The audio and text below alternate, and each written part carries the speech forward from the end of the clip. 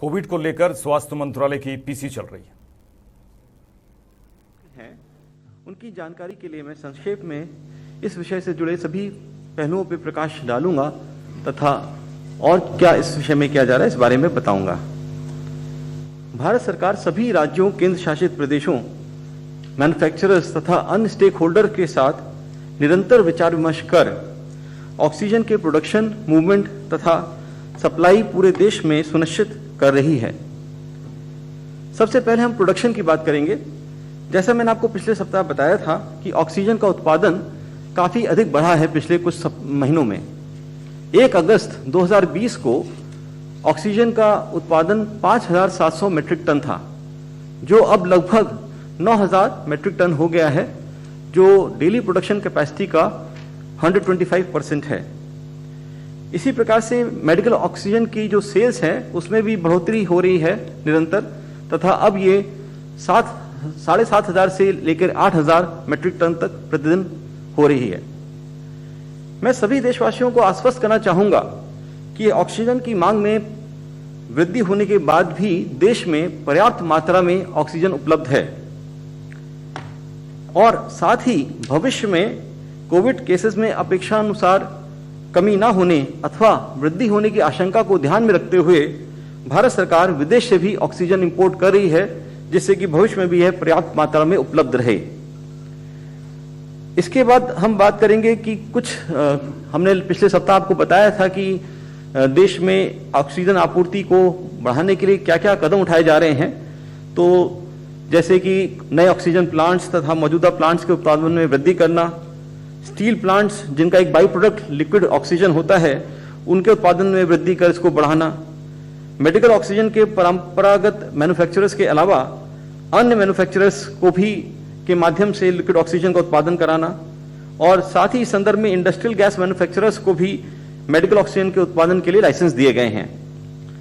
Defence forces तथा medical purpose को छोड़कर अन्य इंडस्ट्रियल उपयोग के लिए लिक्विड ऑक्सीजन को प्रतिबंधित कर दिया गया था। और स्टील प्लांट्स तथा ऑयल रिफाइनरीज जिनके पास काफी मात्रा में ऑक्सीजन गैस उपलब्ध है, उनकी मदद से jumbo container based Covid hospitals तैयार किए जा रहे हैं। मेरे साथी ने भी आपको बताया ही था प्रेशर स्विंग एड्सॉर्प्शन प्लांट्स के बारे में। और इसके पश्चात हम आवंटन की बात करेंगे। सभी राज्यों, केंद्र शासित प्रदेशों, मैन्युफैक्चरर्स तथा स्टेक होल्डर से चर्चा कर तथा स्वास्थ्य विभाग की जो नॉर्म्स हैं उनको ध्यान में रखते हुए आवश्यकता का आकलन कर एक डायनामिक प्रोसेस के तहत ऑक्सीजन का आवंटन किया जाता है, जिसकी प्रतिदिन समीक्षा कर आवश्यकता अनुसार परिवर्तन किया जाता है। आवंटन करते समय इंडस्ट्री विभाग सभी स्टेक होल्डर से विचार विमर्श कर कोशिश करता है कि ऑक्सीजन उत्पादन के स्थान से गंतव्य स्थान तक ऑक्सीजन भेजना कम से कम समय में सुनिश्चित किया जा सके। अब एक बार आपने प्रोडक्शन कर लिया और ये तय कर लिया कि कहां से किस स्थान कितनी मात्रा में भेजना है, तो अब जो सबसे महत्वपूर्ण कड़ी जिसकी वजह से हमें कई बार ऐसा लगता है कि ऑक्सीजन की कमी हो रही है, हम उस पर चर्चा करते हैं, वो है मूवमेंट। जैसा मैंने पिछले सप्ताह बताया था कि ऑक्सीजन जो है उसका उत्पादन अधिकांशतः देश के पूर्वी भागों में होता है जहां ये एक्सेस में उपलब्ध है, जबकि उत्तर भारत तथा मध्य भारत में इसकी मांग ज्यादा होने से यहां इसकी उपलब्धता कम है। अतः कम से कम समय में ऑक्सीजन की आपूर्ति सुनिश्चित करने के लिए ऑक्सीजन को टैंकर के माध्यम से सामान्यतः सड़क मार्ग से भेजा जाता है। पर इस वर्तमान समय में लंबी दूरी के स्थान में जहां टर्न अराउंड टाइम बहुत ज्यादा हो जाता, टर्न अराउंड टाइम से मतलब है कि आपका टैंकर एक जगह से भर के ऑक्सीजन चला और फिर वो जहां उसको पहुंचना है वहां जितना भी समय लगा 3-4 दिन, अगर वो सड़क से बहुत दूर से आ रहा है तो वहां पे फिर उसको अनलोड करके फिर वो वापस आया अपने स्थान जहां से उसको फिर से रिफिलिंग होनी है, तो वो पूरा जो एक प्रोसेस है वो टर्न अराउंड टाइम कहलाता है। तो इस टर्न अराउंड टाइम को कम करने के लिए भारत सरकार ने निर्णय लिया कि खाली टैंकर्स को वायुसेना की मदद से उत्पादन वाले स्थान तक एयरलिफ्ट किया जाए तथा ऑक्सीजन से भरे हुए टैंकर्स को रेलवे के माध्यम से ऑक्सीजन एक्सप्रेस स्पेशल ट्रेन चलाकर गंतव्य स्थान तक शीघ्रता से भेजा जाए। यहां मैं फिर से उल्लेख करना चाहूंगा कि भरे हुए ऑक्सीजन टैंकर्स को एयरलिफ्ट नहीं किया जा सकता, उसमें टेक्निकल रीजन से उसमें अनुमन्य नहीं है, उसमें खतरा हो सकता है। तदनुसार इस निर्णय के अनुसार पिछले 2 सप्ताह से सभी स्टेट्स और यूनियन टेरिटरीज की मांग अनुसार जितनी भी उन्होंने मांग की उतनी उनको वायुसेना ने एयरलिफ्टिंग की फैसिलिटी प्रोवाइड करी तथा रेलवेज ने मांग के अनुसार स्पेशल ट्रेन्स लगाई। किसी भी स्टेट या यूनियन टेरिटरी की किसी भी मांग को इसमें अनदेखा नहीं किया गया और बल्कि कम से कम समय में सुनिश्चित किया गया और इसके लिए एक वर्चुअल ग्रुप्स बनाए गए अलग अलग दोनों के लिए, जिसमें कि पहले से ही एक निर्धारित फॉर्मेट में रिक्वेस्ट आ जाती है कि कल के लिए, जैसे आज उन्होंने रिक्वेस्ट दे दी कि कल हमें इतने समय इस स्थान से वहां ले जाने के लिए एयरलिफ्टिंग की या फिर भरे हुए टैंकर्स को मूव करने के लिए रेल ट्रेन की आवश्यकता है, तो उसी हिसाब से तत्काल संबंधित जो अधिकारी हैं वो पूरा एक उसका प्रोसेस टाई अप करके ये सुनिश्चित कर लेते हैं कि निरंतर कार्रवाई हो रही है। इसमें जब हम कन्वर्ट्स करते हैं तो उस प्रोसेस में थोड़ा समय लगता है जिससे कि ये कोई दिक्कत ना हो ऑक्सीजन ट्रांसपोर्ट करने में। और साथ ही साथ विदेश से भी टैंकर्स आयात किए जा रहे हैं जिनमें परचेज भी हो रहा है, हायरिंग भी हो रही है और अपने देश में भी मैन्युफैक्चरिंग का काम किया जा रहा है। और अब इसमें हमें एक जो ministry of road transport and highways ने एक जो कार्य किया है कि जो टैंकर्स पहले क्या होता था अपने प्रोडक्शन साइट से चले और रास्ते में हमें कुछ पता नहीं चलता था कि वो कहाँ हैं जब तक कि वो गंतव्य स्थान तक ना पहुंच जाएं। तो इसके लिए सभी अगेन स्टेट्स और यूनियन टेरिटरी से डिस्कस करके एक जीपीएस टैगिंग का real time tracking system develop किया गया है और अब वो लगभग अच्छी तरह से सुचारू रूप से कार्य कर रहा है। आज ही भी हमने उसकी देखी रिपोर्ट जिसमें हमें सुबह सब दिख रहा था कि कौन सा टैंकर जो कहां से चला और कहां पे है। उसमें कलर कोडिंग भी करी गई है कि अगर कोई टैंकर मूव कर रहा है तो अलग कलर में दिखता है, कोई रुका हुआ है तो अलग, और अगर कोई टैंकर अपने रूट से जरा भी डाइवर्ट करता है या अनऑथराइज्ड स्टॉप करता है तो वो तुरंत फ्लैश हो जाता है। तो इस तरह से हम लोग ये सुनिश्चित कर रहे हैं कि टैंकर्स कम से कम समय में अपने प्रोडक्शन साइट से अपने डेस्टिनेशन पहुंच सके। मिनिस्ट्री ऑफ होम अफेयर्स ने आपदा प्रबंधन अधिनियम के तहत आदेश कर और फिर सभी राज्यों और केंद्र शासित प्रदेशों को साथ ही अलग निर्देश भी दिए कि ऑक्सीजन टैंकर्स या कंटेनर्स को पर्याप्त सुरक्षा दी जाए तथा इन्हें ग्रीन कॉरिडोर उपलब्ध करा के इनका मूवमेंट बिना किसी अवरोध के सुनिश्चित किया जाए। अब मूवमेंट के बाद बात आती है डिस्ट्रीब्यूशन की। जब ये टैंकर से लिक्विड ऑक्सीजन पहुंच जाती है हॉस्पिटल्स तक तो वहां पे इनको 2 तरह से स्टोर किया जाता है। कुछ हॉस्पिटल्स के पास अपने क्रायोजेनिक टैंक्स होते हैं जिसमें ये स्टोर कर लेते हैं तथा बाकी जो छोटे अस्पताल हैं विशेष रूप से वो जनरली ऑक्सीजन सिलेंडर्स के माध्यम से इसको स्टोर करते हैं। तो विशेष प्रयास करके निरंतर इनमें बढ़ोतरी की जा रही है। ऑक्सीजन सिलेंडर्स के numbers over the period of time काफी प्रयास करके सभी के सम्मिलित प्रयास से इनमें काफी बढ़ोतरी होगी और अभी वर्तमान में भी की जा रही है, बाहर से भी हम लोग मंगा रहे हैं। वर्तमान में अब ये बहुत आवश्यक है और इस पर मैं आप सबका विशेष ध्यान चाहूंगा कि सभी अस्पताल भारत सरकार के स्वास्थ्य मंत्रालय की गाइडलाइंस के अनुसार ऑक्सीजन का जुडिशियस उपयोग सुनिश्चित करें। इस संदर्भ में विभिन्न स्तर पर काफी प्रयास किए जा रहे हैं और उनके बड़े सकारात्मक परिणाम भी मिल रहे हैं। पर अभी भी मेरा पुनः सबसे आग्रह है कि इस पे हमें निरंतर ध्यान देना आवश्यक है जिससे कि हमारी जो ऑक्सीजन है उसका बहुत ही जुडिशियस उपयोग हो और समुचित तरीके से उसका उपयोग हो। साथ ही मैं सभी देशवासियों से एक आग्रह और करना चाहूंगा कि वो सरकार के साथ साथ हम सब भी ये प्रयास करें कि ऑक्सीजन सिलेंडर्स की होर्डिंग या कालाबाजारी ना हो, जिससे कि हमारे जो पेशेंट्स हैं उनको सही समय पे ऑक्सीजन मिल सके। जैसा मैंने आपको बताया कि देश में ऑक्सीजन की कोई कमी नहीं है और जो मूवमेंट में डिले होने के जो कारण थे उनको भी दूर करने का बहुत प्रयास किए जा रहे हैं और काफी हद तक उनका निराकरण हो भी गया है। तो इसलिए ये बहुत आवश्यक है कि हम लोग किसी भी प्रकार से ऑक्सीजन सिलेंडर्स की होर्डिंग ना होने दें या कालाबाजारी ना होने दें। अब मैं आपको थोड़ा सा बताना चाहूंगा कि किस तरह से हम ये पूरा जो प्रोसेस मैंने आपसे डिस्कस किया इसकी मॉनिटरिंग कैसे की जा रही है। तो इसके लिए भारत सरकार तथा सभी राज्यों और केंद्र शासित प्रदेशों के जो वरिष्ठ अधिकारी हैं उनके कई अलग अलग वर्चुअल ग्रुप्स बनाए गए हैं टॉपिक के अनुसार। जैसे टैंकर्स की उपलब्धता के लिए एक अलग वर्चुअल ग्रुप है, खाली टैंकर्स की एयरलिफ्टिंग के लिए एक अलग वर्चुअल ग्रुप है, भरे टैंकर्स की ट्रेन से मूवमेंट के लिए या रोड से मूवमेंट के लिए अलग वर्चुअल ग्रुप है और एक वर्चुअल सेंट्रल कंट्रोल रूम बनाया गया है जहां सारे कोई भी ओवरऑल मैनेजमेंट इश्यूज आए किसी भी संदर्भ में तो वो तुरंत उसको वहां फ्लैग कर देता है संबंधित अधिकारी चाहे वो किसी भी स्टेट या यूनियन टेरिटरी का हो, और ये फिर वर्चुअल ग्रुप जो है, वर्चुअल कंट्रोल रूम, और इनफैक्ट सारे वर्चुअल ग्रुप्स जो मैंने पहले भी बताए, ये सभी 24/7 रियल टाइम बेसिस पे मॉनिटरिंग करते हैं तथा किसी भी समस्या का तत्काल निराकरण करते हैं। अंत में मैं पुनः सभी देशवासियों से आग्रह करूंगा कि ऑक्सीजन की कमी को लेकर घबराएं नहीं।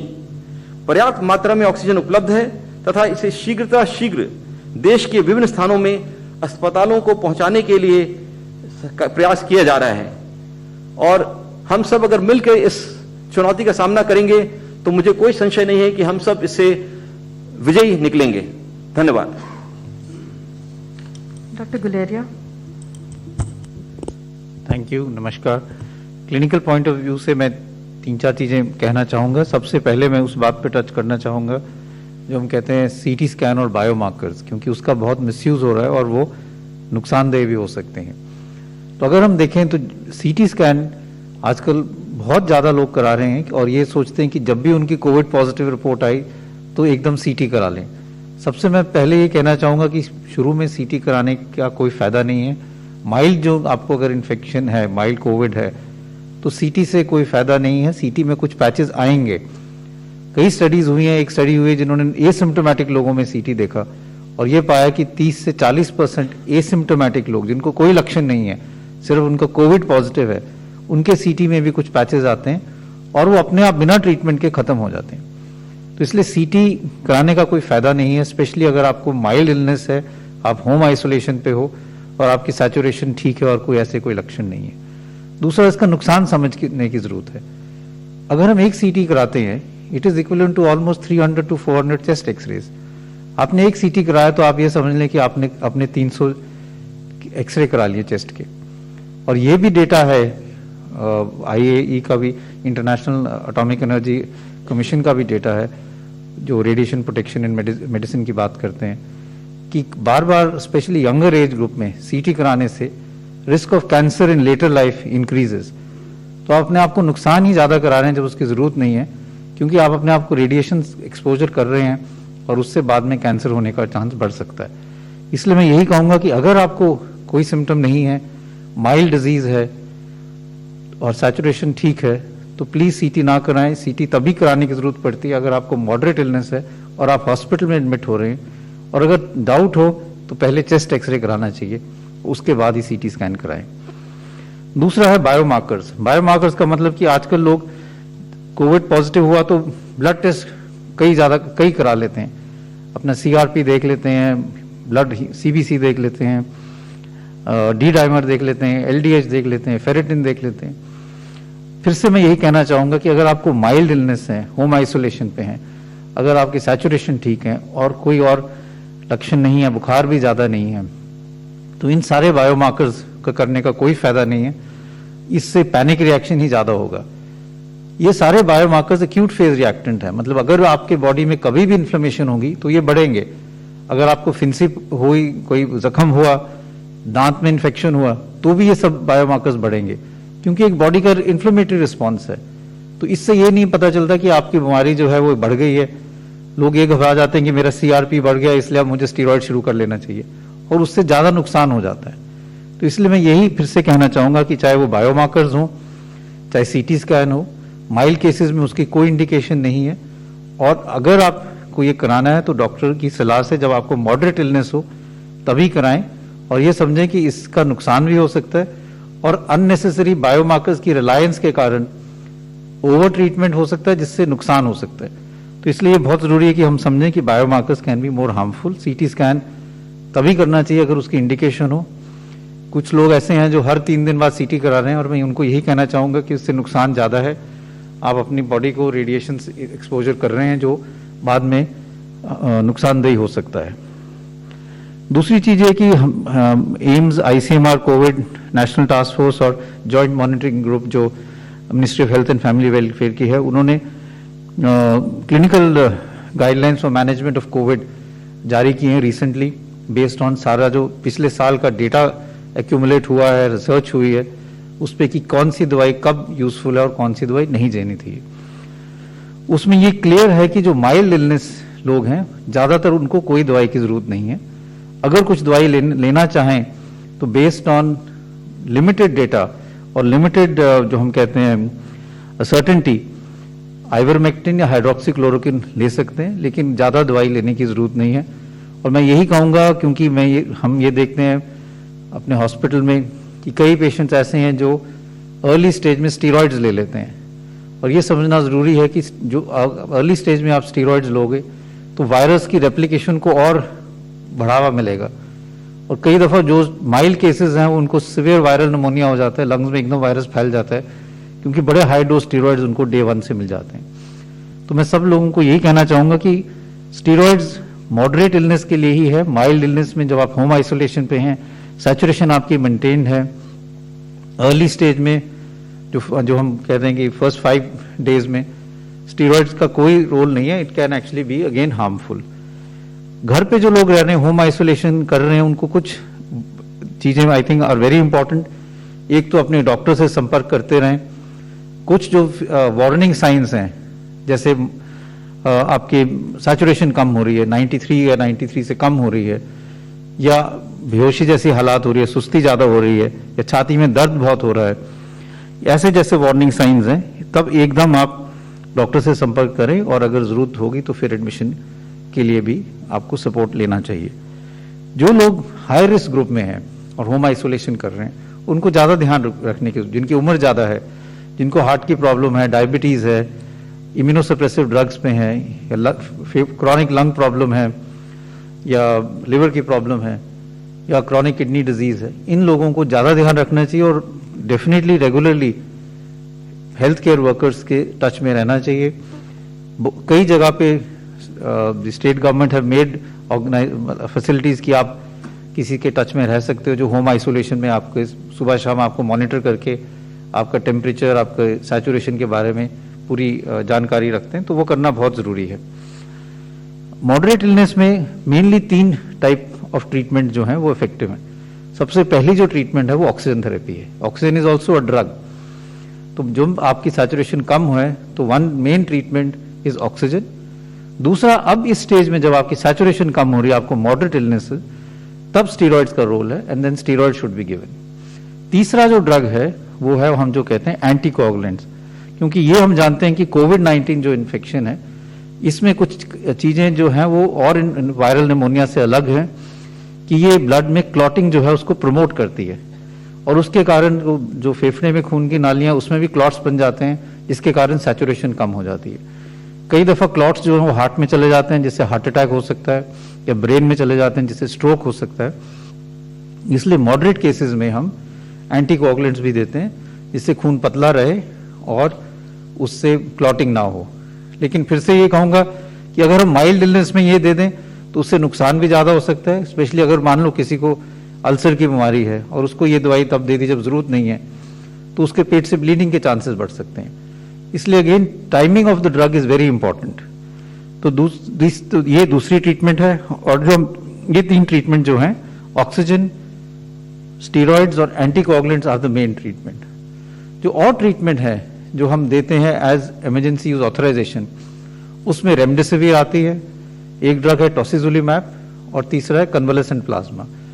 ये सिर्फ तभी दिए जाते हैं अगर हमें लगे कि पेशेंट ज्यादा डिटेरियोरेट कर रहा है, पर जो हमारे मेन ट्रीटमेंट स्ट्रैटेजी हैं वो वही 3 है, ऑक्सीजन, स्टीरॉइड्स और एंटीकोगुलेंट्स। तो ये समझना बहुत जरूरी है कि अगर ये 3 चीजें मिल रही हैं पेशेंट को, तो he is getting the right treatment.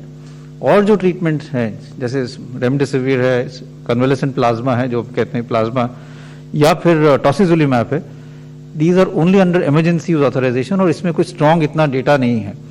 Steroid का डेटा सबसे ज्यादा स्ट्रॉन्ग है, ऑक्सीजन का डेटा सबसे ज्यादा स्ट्रॉन्ग है, एंटीकोगुलेंट का डेटा है कि ये इन दवाइयों से मोर्टेलिटी या डेथ्स कम हो सकती हैं, औरों का डेटा इतना स्ट्रॉन्ग नहीं है।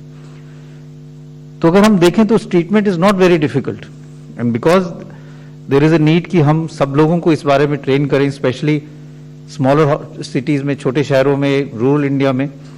तो उसी को देखते हुए एम्स ने, ministry of Health and Family welfare ने एक क्लिनिकल एक्सीलेंस प्रोग्राम शुरू किया है, जिससे हम वेबिनार कर रहे हैं। आज भी हम कर रहे हैं, फ्राइडे को भी हमने किया था, जहां पे हम रीजनल और स्टेट सेंटर्स ऑफ एक्सीलेंस बनाने की कोशिश कर रहे हैं। More than 1000 people come on to that webinar. 1000 से ज्यादा लोग वेबिनार पे आ जाते हैं, और हम कई चीजें उनसे यही डिस्कस करते हैं कि माइल्ड कोविड को कैसे मैनेज करना चाहिए, कौन सी दवाई देनी चाहिए, कौन सी नहीं देनी चाहिए, जैसे मैंने अभी समझाया।